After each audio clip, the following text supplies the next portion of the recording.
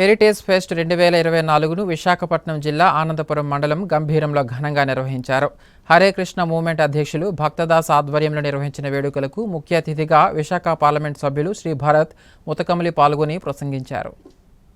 సంస్కృతి సంప్రదాయాలు ప్రతిబింబించేందుకు హరే కృష్ణ మూవ్మెంట్ చేస్తున్న సేవలు అభినందనీయమని విశాఖ పార్లమెంట్ సభ్యులు శ్రీ భరత్ అన్నారు. సుశిక్షితులైన భావి భారత పౌరులను తీర్చిదిద్దేందుకు ప్రతి ఒక్కరూ కృషి చేయాలన్నారు. ప్రస్తుతం సమాజంలో విలువలు తగ్గుముఖం పడుతున్న నేపథ్యంలో విద్యార్థి దశలో భక్తిభావం పెంపొందిస్తూ మంచి అలవాట్లతో కూడిన విద్యకు తోడ్పాటును అందించడం మరెందరికో ఆదర్శంగా నిలుస్తుందని అన్నారు. గత నెల 16 నుండి 24వ తేదీ వరకు చిత్రలేఖనం, భగవద్గీత శ్లోక పఠనం, పౌరాణిక వేషధారణ, గాత్ర సంగీతం పోటీలలో 49 పాఠశాల నుంచి 1980 మంది విద్యార్థులు పాల్గొన్నారు. ఈ పోటీలలో గెలుపొందిన విజేతలకు హరే కృష్ణ వైకుంఠంలో శ్రీ భరత్ బహుమతులు అందజేశారు. కార్యక్రమంలో విశాఖ జిల్లా అధ్యక్షులు గండి బాబ్జీ, విద్యార్థులు, హరే కృష్ణ మూవ్మెంట్ సభ్యులు పాల్గొన్నారు.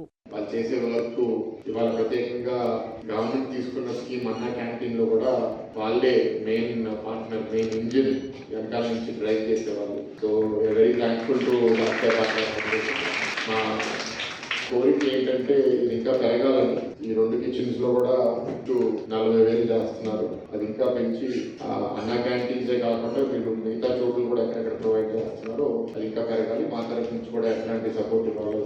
అండ్ పిల్లలందరికీ ఏంటి అంటే, నేను చిన్నప్పుడు పెరుగుతూ రామాయణ మహాభారత ఇవన్నీ చదివి పెరిగాను. మా కొడుకుకి మహాభారత రామాయణ నేర్పించాలనేది నా ఉద్దేశం. ఎందుకంటే దాంట్లో చాలా లెసన్స్ ఉన్నాయి లైఫ్ కోసం. ఎట్లా ఉండాలి, మంచి ఏంటి, చెడు ఏంటి, ఎవరితో ఫ్రెండ్షిప్ చేయాలి. సో మన కల్చర్, మన ఇండియన్ హెరిటేజ్ ని కాపాడుకోవడం ఇట్లాంటి ఒక కాంపిటీషన్ ద్వారా చేయడం అనేది చాలా మంచి ఐడియా. ఇవాళ ఇంచుమించు ఒక 200 పిల్లలు ఉన్నారు.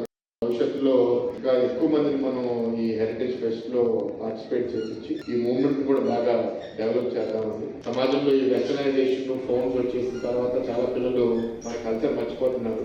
ఇల్లుల్లో కూడా చాలా మంది ఉద్యోగ అవకాశాల వల్ల తాతలు, అమ్మమ్మలు కూడా మనవాళ్ళ నుంచి దూరం అయిపోతున్నారు.